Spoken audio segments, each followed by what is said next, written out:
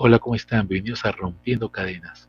Bueno, el día de ayer Dina Boluarte fue a declarar al Ministerio Público por el caso EFICOP, por la desactivación del equipo policial que apoyaba al equipo especial de fiscales contra la corrupción. Bueno, lo que llamó la atención es cómo se interrumpió, ¿no?, el tránsito para que Dina Boluarte y toda esa caravana de camionetas que la acompañaban pudieran transitar. Uno se pregunta, ¿era necesario restringir el tránsito peatonal para que Dina Boluarte vaya a declarar al Ministerio Público? No era necesario, pero en realidad lo que hay detrás de eso no es solamente una vanidad de creerse la persona más importante del Perú y que tiene que interrumpir, ¿no?, el tránsito para que pueda llegar al Ministerio Público, sino lo que hay ahí es miedo, miedo a la reacción popular, a que el pueblo se manifieste en contra de ella. Ella lo ha vivido en distintas regiones del país, incluso en el extranjero, como cada lugar al cual va ella siempre es rechazada por el pueblo. Y esta vez, ¿no?, para evitar de que gente, ¿no?, la repudie en las calles, entonces hicieron todo esto de eh, interrumpir el tránsito para que entre con toda su caravana de camionetas y pueda ir a declarar, y se retiró de la misma forma. Bueno, eso, repito, es miedo, ¿no?, al pueblo. Bueno, aparte de eso, otra cosa que ha sido noticia es el hecho de que Mauricio Fernandini, ¿no?, salió en libertad después de 10 meses de prisión preventiva. Como ustedes recordarán, Mauricio Fernandini es este periodista que prestó su departamento para que ahí se hagan las entregas de dinero de la empresaria corrupta Sada Goray, ¿no?, a Marrufo, que era aquel que estaba trabajando en el Ministerio de Vivienda y ponía, ¿no?, a personas, ¿no?, que pudieran favorecer a Sada Goray con contrataciones y, ¿no?, esto que fue un escándalo de corrupción y que llevó, ¿no?, a el encarcelamiento de Marrufo, de Sada Goray y de Mauricio Fernandini. Bueno, en el caso de Mauricio Fernandini lo han liberado, a pesar de que él, ¿no?, no solamente, ¿no?, prestó su departamento para la entrega de coimas, sino que él también recibió dinero. Y a pesar de eso, ¿no?, lo han dejado en libertad, para que vean, ¿no?, la impunidad que existe en el país. Eso es una muestra de cómo, ¿no?, los corruptos logran lo que quieren. Ha salido Nicanor Boluarte, ha salido Mateo Castañeda de la organización criminal Los Guayquis en la Sombra, ahora sale Mauricio Fernandini. ¿Qué les parece? Es más, Keiko Fujimori, que antes estaba impedida de salir del país, bueno, ¿no?, ahora, ¿no?, anunció con bombos y platillos que iba a hacer un viaje al extranjero y efectivamente, ¿no?, estuvo en una universidad, ahí en un evento, cuando antes tenía medida de impedimento de salir, para no hablar de cuando en su momento también tuvo prisión preventiva y después también salió, como salió también en su momento Ollantumala, como le levantaron también la prisión domiciliaria PPK, es decir, a las finales todos siguen libres, todos siguen en libertad, pueden hacer lo que quieran. Se dan cuenta cómo existe una enorme impunidad.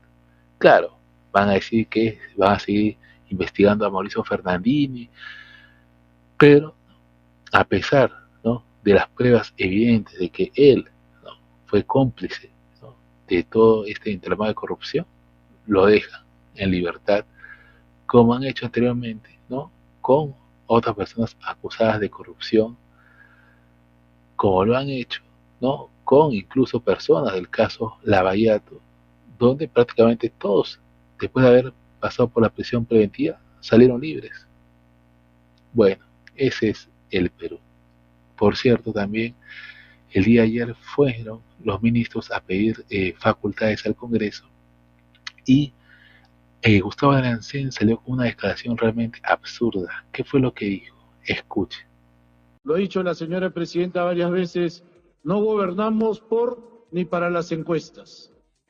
Seguimos adelante en el esfuerzo de reactivación económica con cifras espléndidas. Después del COVID, después de 17 meses de un gobierno fallido, después de el fenómeno del Niño, después de Yaku, después de todo eso, el Perú ha sido resiliente y se ha levantado y hoy día muestra las mejores cifras que se veían en años.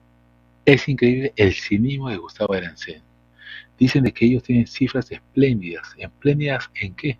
Si recientemente la cifra del INEGI dice que ha aumentado la pobreza, la economía está estancada, cada vez más los jóvenes profesionales no consiguen trabajo y se están yendo al extranjero, aumenta la delincuencia. Esas son las cifras espléndidas de las que habla Gustavo Arancén. Se dan cuenta del cinismo de este gobierno y precisamente por eso tiene 5% de aprobación. Pero no es el único que dio unas declaraciones polémicas. También está el ministro de Justicia. ¿Qué fue lo que dijo? Escuche. Saber cuál ha sido la intencionalidad que el propio fiscal de la Nación ha tenido para presentarlo. Cuando un juez aplica indebidamente una ley o inaplica una ley indebidamente, prevarica. Y cuando un alto funcionario, como en este caso el fiscal de la Nación, inaplica la Constitución, en este caso lo que está haciendo es también injuriando los parámetros y los principios de la Constitución. Y en este caso está incurriendo en una infracción constitucional. Este hecho que vulnera el espíritu y los principios de protección a la institución presidencial deben ser valorados en su oportunidad. Muchas gracias. Bueno, ahí ustedes pueden escuchar al ministro de Justicia, Eduardo Arana. Él dice de que el fiscal de la Nación cometió infracción constitucional, esto debido a que presentó la denuncia constitucional contra Dina Boluarte y esto, ¿no?, enmarcado en la posición de Dina Boluarte, que presentó una demanda competencial contra la Fiscalía y contra el Poder Judicial ante el Tribunal Constitucional, argumentando de que, ¿no?, según el artículo 117 de la Constitución, ella no podría ser investigada y en base a eso tampoco se le podría presentar una denuncia constitucional. Bueno, pero este ministro de Justicia, ¿no?, al igual que Gustavo Arancén y todos aquellos que están defendiendo a Dina Boluarte con este argumento del artículo 117 de la Constitución, pues no decían eso cuando Pedro Castillo era presidente. Ahí sí el artículo 117 de la Constitución no valía. Y más bien, ¿no?, ahí sí decían de que, ¿no?, el artículo 117 de la Constitución no impedía de que se pudiera investigar a Pedro Castillo. Y más bien, cuando Zoraida Ábalos, ¿no?, suspendió la investigación a Pedro Castillo, ¿no?, mucha de esta gente no salió a defender esa posición.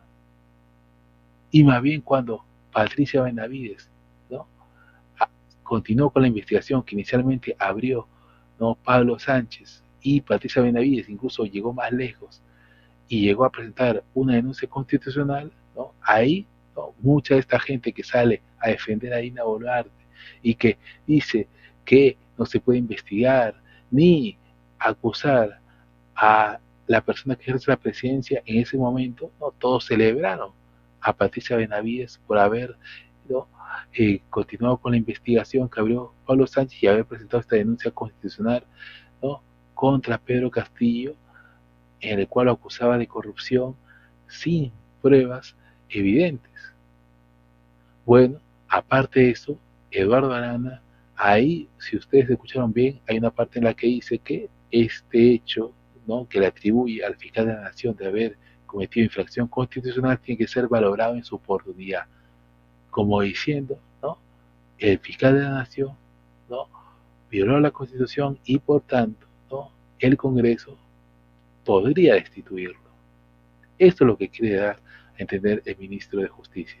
Ese es el mensaje que ha dado Eduardo Arana, ¿no?, en el Congreso, en donde fue, ¿no?, a acompañar a Gustavo Arancén para pedir las facultades al Congreso.